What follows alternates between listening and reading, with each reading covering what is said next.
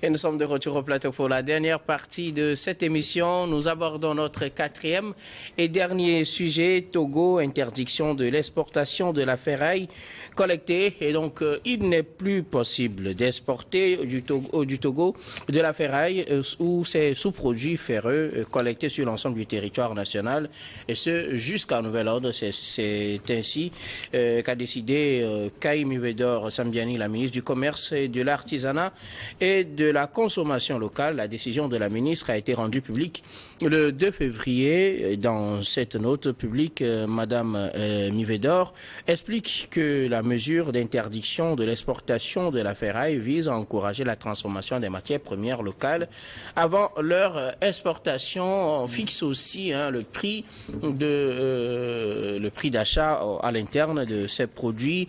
Par exemple, le prix minimum d'achat de l'aluminium est à 910 francs CFA le kilogramme et le prix d'achat des batteries est de 640 francs CFA. Alors, Adam, entre nous, on les connaît, ils circulent de quartier en quartier collectant ce que nous appelons communément les gakpo blé. Ce ne sera plus possible de l'exporter en dehors du Togo, il faut les transformer sur place.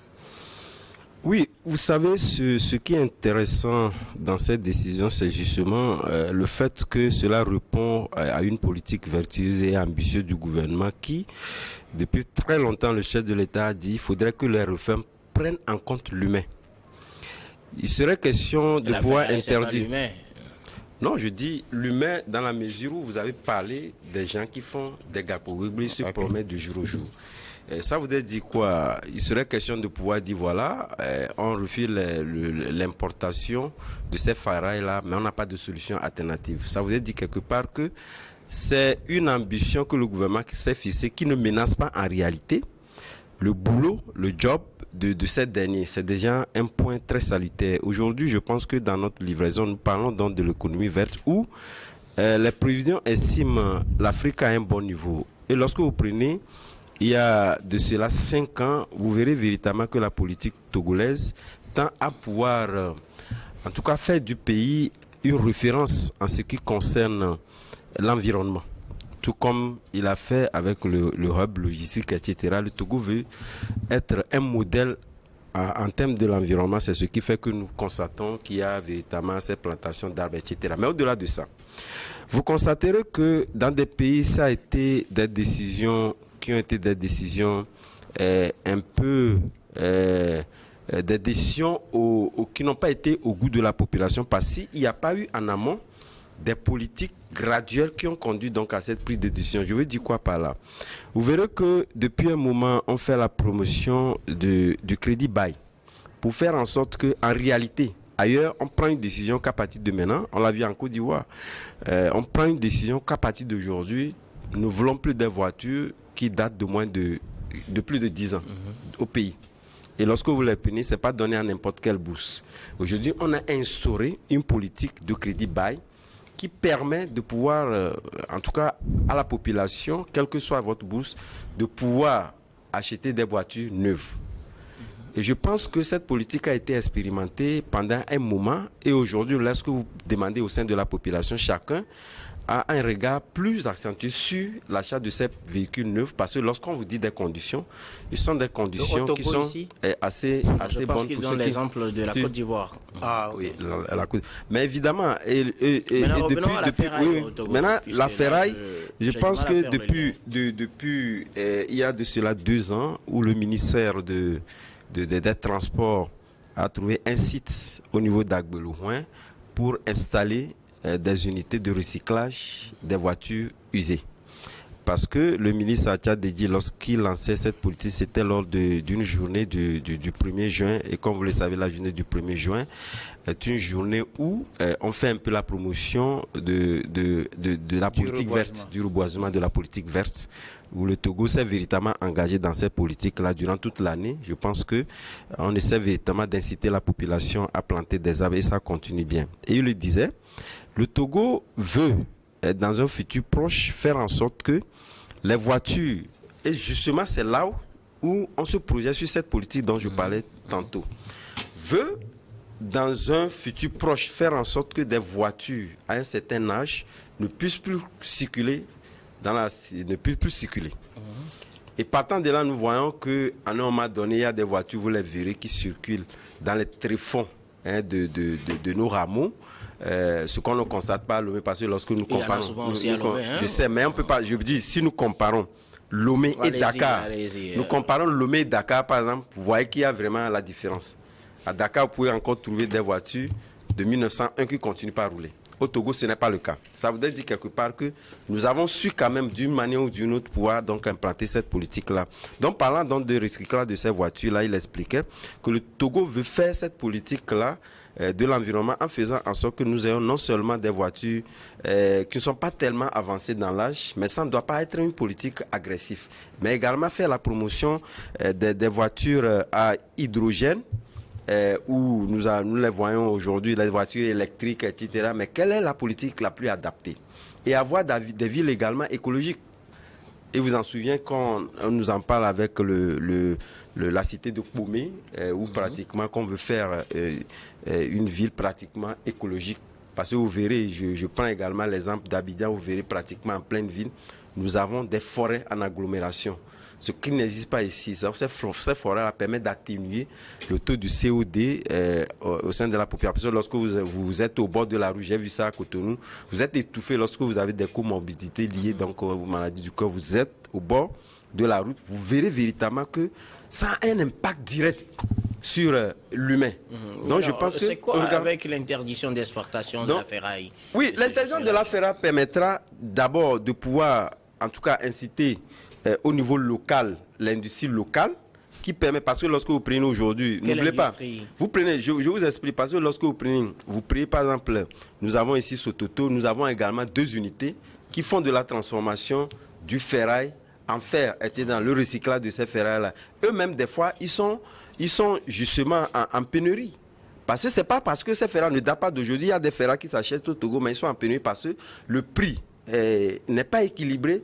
L'autre est plus donnant parce que la Chine, etc., achète plus le ferraille à des prix assez intéressants qui font que ceux-ci ne sont pas, en tout cas, sont en pénurie des fois. Donc, interdit cela permettra véritablement de booster l'économie interne et de pouvoir ravitailler dans ces industries qui s'installent. J'aurais appris quand même qu'au niveau de la PIA, il y a également une unité qui s'apprête à encore s'installer dans la transformation du ferraille, dans le recyclage de ces voitures-là, pour faire en sorte que nous ne souffrons pas. C'est vrai que le Togo, il y a Bendjeli qui produit du fer, mais je pense que ce n'est pas encore suffisant pour alimenter ces ferrailles, puisque la demande est assez forte, puisque les ferrailles aujourd'hui, que ce soit dans le bâtiment ou ailleurs, on en a beaucoup besoin, et qu'on ne peut pas priver ces productions ou ces transformations locales au détriment de l'exportation. Or, il y a une politique qui ne l'interdisait pas.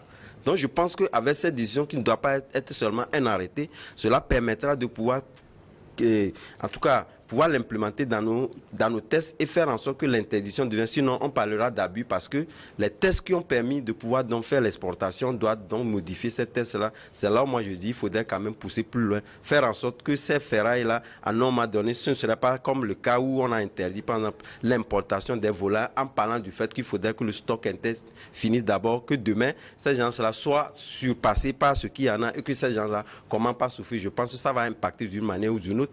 En tout cas, ceux qui font dans le ferraille, donc je pense que le gouvernement doit faire en sorte qu'il y ait une politique assez rationnelle qui fera en sorte que cette demande-là puisse répondre aux attentes de ceux qui font dans le ferraille pour éviter que demain, ces gens-là ne se retrouvent en chômage. En tout cas, on reviendra tout à l'heure à vous. Pour plus de détails, Louis Kamako, la ministre, dans cette décision, interdit l'exportation de la ferraille et de tous les produits, de ces sous-produits. Je le disais tout à l'heure, on sait que depuis un moment, le phénomène comme on le dit, Gapoubeglé ou de la ferraille est devenu commun au Togo. On voit des commerçants ambulants passer de maison à maison pour collecter tout ce qui est en fer et qui est usé, pour aller peser, pour commercialiser, peut-être hors du pays. Maintenant, ce n'est plus possible de l'amener hors du pays. Oui, ça veut dire tout simplement que c'est un domaine d'activité pour certains Togolais et ça leur permet de joindre les deux bouts. Donc, si du jour au lendemain, on se lève et puis on sort un communiqué l'interdisant Ça veut dire qu'on est en train également de compliquer la situation à une frange de la population. On n'a pas dit de ne plus faire du commerce de la ferraille, mais on va plus exporter, on va le faire à l'interne. On va le faire à l'interne. Oui, on va le faire à l'interne. Et ça veut dire, ce que ça veut dire que peut-être que la vente, il y aura plus de vente en fait, tous les ventes se feront désormais en gros, je crois. Non, il y aura les détails, mais seulement eux, ils iront vendre maintenant aux unités de transformation. Et tout en ayant en esprit que l'État aura un regardant là-dedans. C'est-à-dire qu'il y a un contrôle qui c'est pas le port que ces ferrailles partent en Europe, c'est pas le port. Oui. Donc l'État contrôle la situation. Voilà, donc ça veut dire qu'il y a des préalables désormais à respecter. Et là également, l'État s'interfère et c'est lui qui fixe le prix. Ça veut dire que le secteur est en quelque sorte réorganisé d'une manière ou d'une autre. Et après, ça va certainement poser des préjudices aux gens. Maintenant, ce que moi je dis, le communiqué, quand vous lisez, et je crois que Adam l'a effleuré tout à l'heure, c'est cette tendance-là que nous avons souvent de prendre en fait un arrêté pour supplanter en fait ce qui fait office de loi au Togo. C'est-à-dire qu'il y a un texte qui est voté à l'Assemblée nationale, un texte qui est adopté à l'Assemblée nationale. Et puis, un ministre, en fait, se lève un jour et puis elle prend un arrêté et ça abrute tout.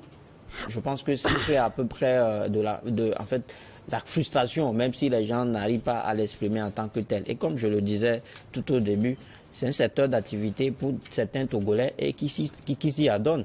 Et donc, ils sont habitués à l'ancienne donne. Maintenant que les choses vont changer, je pense que ça va faire bousculer les choses dans ce sens-là. Maintenant, c'est ce qui est dit, le communicant, quand vous le voyez, je trouve qu'il est un peu laconique. Des explications n'ont pas été données, si ce n'est que cette justification-là, ou bien si ce n'est que cette phrase-là, qui nous fait comprendre qu'il y aura une transformation en fait, de la ferraille sur le plan local. Maintenant, quel type de transformation on va faire, on ne sait pas. Je ne sais pas si il y aura une décision ministérielle ou bien sûr un arrêté ministériel qui va être publié dans les jours à venir pour justement situer les gens, en fait pour nous situer davantage. Maintenant, ce qui aussi il faut remarquer, c'est que habituellement quand on prend ce genre de décision, quand ce genre d'arrêté sort, je pense que ce n'est respecté que dans une partie du pays, dans une portion du pays. Peut-être qu'à partir de demain, ou bien déjà, le communiqué a été pris, l'arrêté a été pris le 2 février dernier, avec effet immédiat. Peut-être que depuis le 2, vous ne verrez plus des gens sillonner les maisons, justement pour vendre ou bien pour acheter. Non, il continue, je te rassure. Voilà. Peut-être qu'à la longue, on va essayer. Alors, qu'est-ce qui pose le problème? Le fait qu'on interdise de vendre à l'extérieur va pousser les gens à ne plus acheter.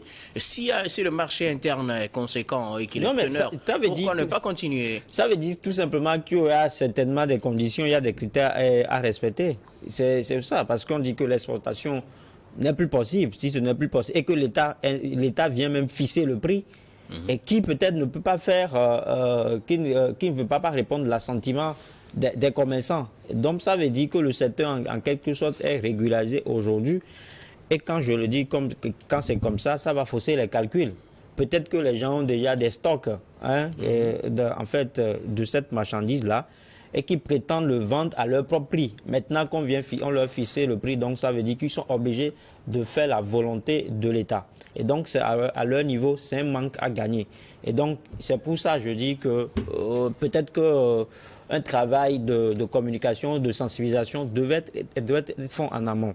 C'est vrai que Adam le disait tout à l'heure que le gouvernement a montré depuis des années sa volonté en fait d'organiser ce secteur.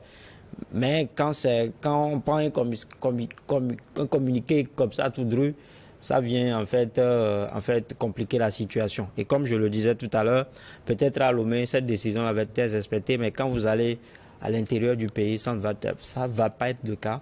Parce qu'on a l'impression que tout ce qu'on prend comme décision, tout ce qui est décidé au sommet de l'État ne s'applique qu'à Lomé. Même si on est à l'intérieur du pays pour commercialiser avec l'extérieur, souvent on passe par Lomé. Donc forcément, on sera obligé de respecter parce que si on arrive à l'étape de Lomé, on saura qu'on ne pourra plus exporter. Tous les commerces qui se font par le transit de Lomé. Il y a des commerces, il y a des choses qui se font à l'intérieur. On n'est pas obligé forcément de venir à Lomé. Parle de l'extérieur. La ferraille dont on parle, Gakpo-Gbegbe dont on parle, ça en a un peu partout en fait au Togo. Oui.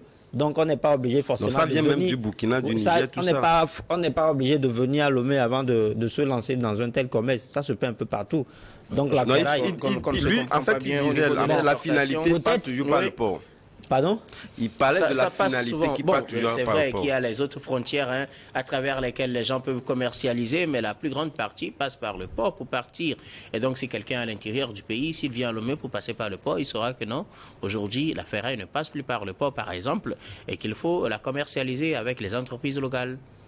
Voilà, c'est ce que je dis, que alors, ça va fausser certainement les calculs. Voilà. Pour certains, on va prendre l'avis de Rodrigue Aego sur la question. L'arrêté interdit l'exportation de la ferraille et de tous ces produits dérivés. C'était signé en date de ce 2 février. Et donc, les acheteurs, les commerçants de Gakpo-Gbegbe doivent le faire finalement à l'interne, plus à l'externe. Bon, dans un premier temps, ce que j'ai constaté à travers le dit communiqué, je l'ai trouvé trop brusque. Et cette façon de faire, moi, personnellement, ça ne m'a jamais plu. Ça ne m'a jamais plu. Pourquoi je le dis? Les gens, Louis l'a dit tout à l'heure, ont des stocks. Vous voyez à peu près ceux qui font ce commerce, vous connaissez leur nationalité, à majorité? Ce ne sont pas des Togolais. Ce ne sont pas des Togolais.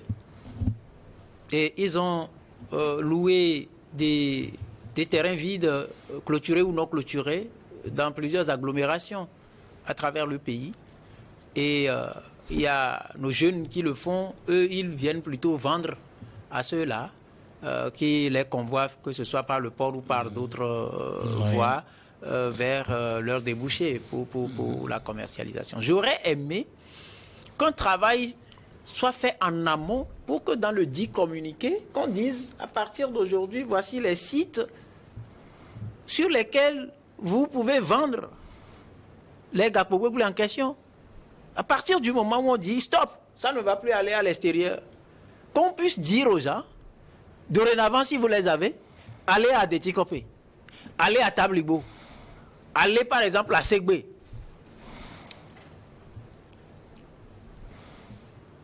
Bon, ça n'a pas été dit. Ça veut dire qu'il n'y a pas un travail fait en amont. Il ne s'agit pas d'interdire pour interdire. Mais il s'agit en interdisant de dire aux gens ce qui vient remplacer ou ce qui est la solution apportée au problème créé. Parce que lui, il a dit, le problème est créé. Les gens ont leur agenda par rapport à ça. Les gens sont en contact avec des partenaires. Peut-être que les gens roulent à préfinancement, par exemple, de l'extérieur. Et ils ont reçu peut-être les financements et ils vont envoyer les produits pour, comment dirais-je, honorer leur engagement vis-à-vis de ces partenaires financiers. On peut peut-être donner un deadline pour dire qu'à partir de telle date, par exemple, les gens sont appelés à se conformer à cela, à tout ce qui entoure l'interdiction. Adam a parlé de l'intention du gouvernement de faire quoi? J'ai oublié un peu le terme qu'il a dit. De faire le recyclage. Des voitures. Ce serait intéressant qu'on dise que c'est au nom de ce projet que nous avons ouvert tel, et nous vous appelons à dorénavant aller vers là. Non, le problème est que vous permettez que je puisse rajouter. Non, j'ai pas fini, mais il peut s'il a des compléments. Je l'ai dit à l'entame en disant que la transformation du ferraille au niveau local ne date pas d'aujourd'hui. Donc ça voudrait dire tous ceux qui font dans le ferraille, ça véritablement les grossistes et là où l'achat du ferraille à l'interne se fait. Mais ça a différent de prix parce que lorsque vous prenez pour la plupart du temps, si c'était le prix, c'est là où le recoupement, moi, l'unique recoupement que je n'ai pas fait, et connaissant nos gouvernants, si c'était réellement le prix fixé à l'interne, était plus ou moins plus intéressant que le prix à l'international, ça aurait pu être dit. C'est justement parce que je me dis que le prix n'est pas totalement plus intéressant que ce qui est proposé à l'international. Voilà pourquoi ça n'a pas été dit. Sinon, en termes de besoins, tous ceux qui font dans le ferraille savent où pouvoir vendre le ferrail local. C'est justement à cause du prix que les unités de transformation locale ont commencé par avoir des problèmes. Ça ne dédouane pas le fait que ceux qui font dans le ferraille, ils sont là, non? Mais bien évidemment. Et ceux qui veulent faire dans le ferraille, ils ne sont pas concernés? Ceux qui viendront après quelques années pour vouloir faire dans le ferraille, ils ne sont pas concernés? Dans un communiqué, le communiqué s'adresse au peuple. Sinon, on peut aussi pondre des communiqués avec un langage codé à l'endroit, par exemple, des militaires, pour dire que ça n'engage pas le peuple.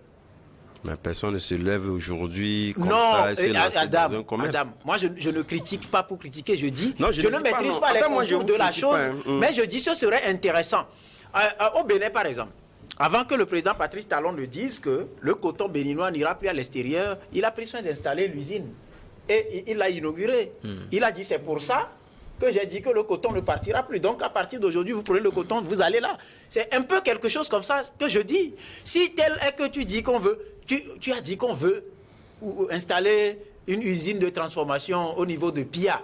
Moi, je dis en rajoute, c'est pas nouveau. Oui, là, j'aurais préféré que le communiqué dise, dans le cadre de telle politique, nous avons fait tant, et par conséquent, c'est interdit de... Ça veut dire que les populations savent où aller, pourquoi faire, etc. C'est de cela qu'il s'agit. Moi, c'est ce que je dis.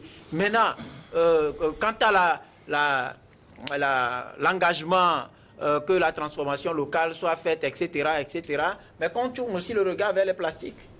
Les plastiques qu'on collecte en direction des autres pays pour fabriquer des chaises plastiques qu'on nous ramène, qu'on tourne aussi le regard vers là. Si la volonté, comme tu l'as dit depuis quelques années, c'est d'aller à la transformation locale, qu'on puisse aussi le faire. Parce que, quoi qu'on dise, cette interdiction brusque a forcément des conséquences.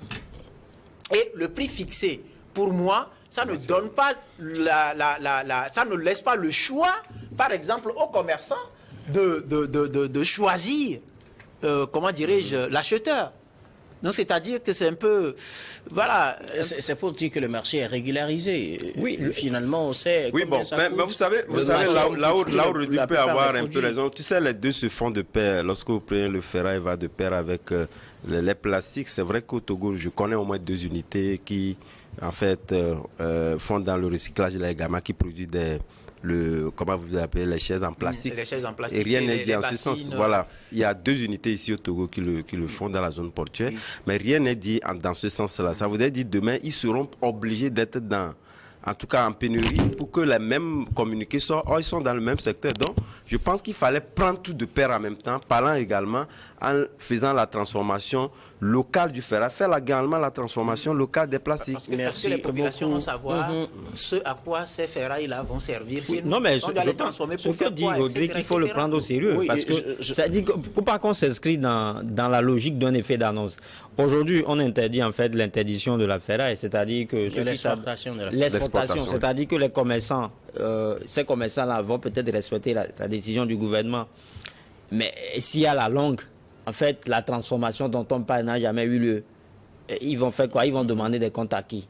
Donc c'est pour ça, je trouve que... Non, mais c'est pour ça je trouve que... Ce que vous dites est vrai, mais là où l'inquiétude, moi, subsiste, c'est qu'il y a la demande plus dépassée. Voilà. L'offre. C'est là où mon inquiétude subsiste.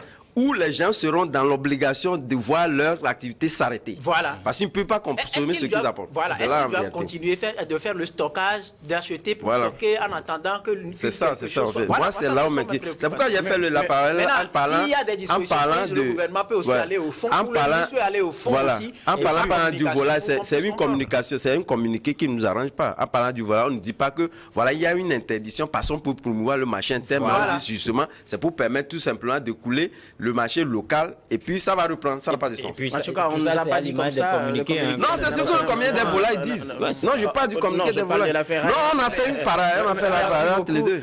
Merci beaucoup à vous. Nous arrivons pratiquement à la fin de cette émission. Nous allons faire le dernier tour de table pour les mots de fin sur un sujet de votre choix. Comme d'habitude, je voudrais bien commencer par vous, Louis Kamako. Non, mais je pense que la dernière fois, j'évoquais en fait la situation en Guinée-Conakry, en Guinée Oui, je parlais justement de l'acharnement sur la presse. Oui, du colonel Doumbouya sur la presse. Ça continue malheureusement. Hein. Et ce qui m'étonne, c'est que personne n'en parle.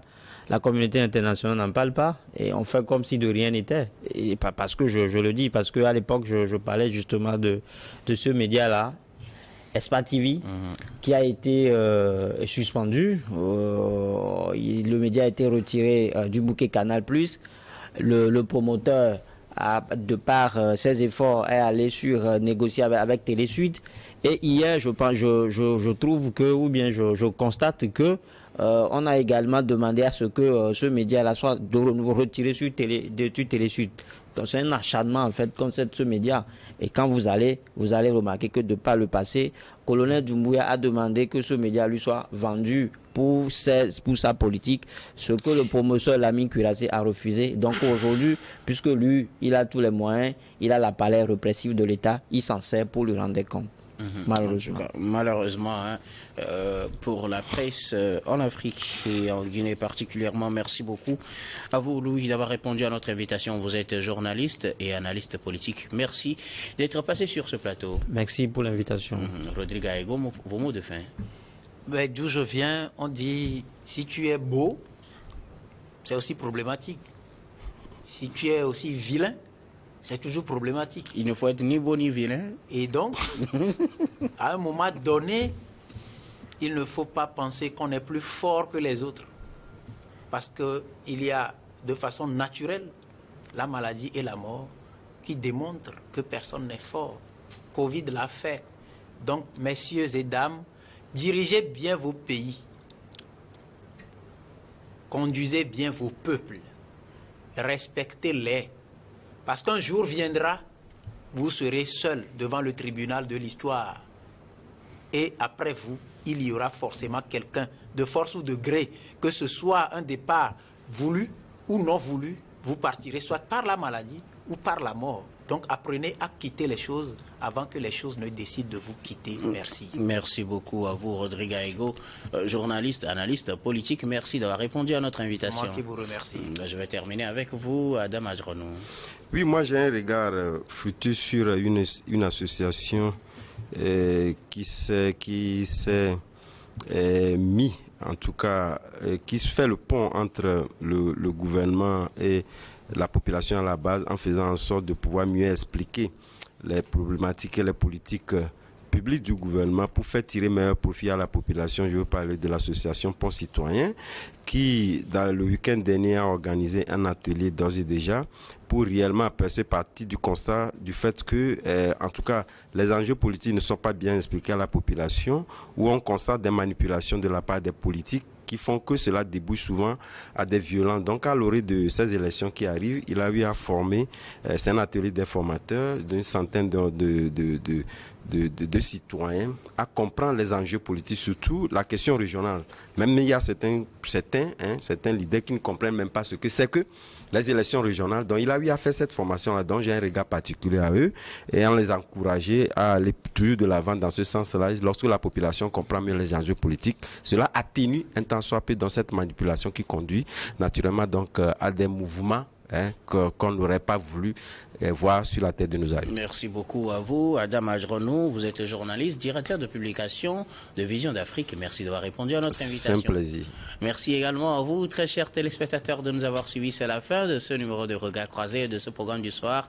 Merci aux différentes équipes qui nous ont accompagnés. Merci à Richard Kourfanga à la réalisation, à Christian Obanikwa à la diffusion et à Rebecca Vessou à la caméra. Merci également à vous, très chers téléspectateurs, de nous avoir suivis. Je vous retrouve demain avec le même plaisir pour un autre numéro.